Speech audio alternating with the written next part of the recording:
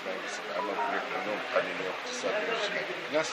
كان عندنا اليوم الشرف باستقبال الدكتور نزار بركه رئيس المجلس الاقتصادي والاجتماعي والبيئي. هذه الاستضافه اللي تطرق السيد نزار بركه للمجهودات اللي قام بها المجلس منذ التاسيس ديالو في 2011.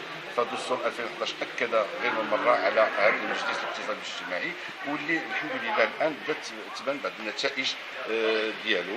فكانت هناك نتائج بالنسبه للميدان الاقتصادي، فمثلا تطرق السيد نزار بركه للمشكل التشغيل بالمغرب، فالناتج الخام تيبقى جد ضعيف، ما يمكنش ما تيخولناش باش نرفعوا من مستوى التشغيل.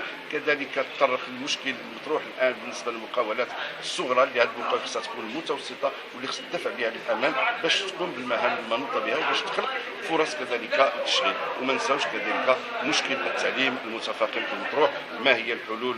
فهناك عده دراسات اللي غتنكب على المشكل لا ديال التعليم ولا المشكل ديال الصحه. فالاهميه ديال هذا المجلس هو انه كاين استقلاليه القرار، واللي كيقدم اقتراحات جد مهمه لا للحكومه ولا كذلك البرلمان ولا المجلس المستشاري. فالمكونات ديالو كتجعل من هذا المجلس يلعب دور ريادي في تقديم اقتراحات لكل لا للحكومه ولا كذلك البرلمان ولا المجلس المستشاري.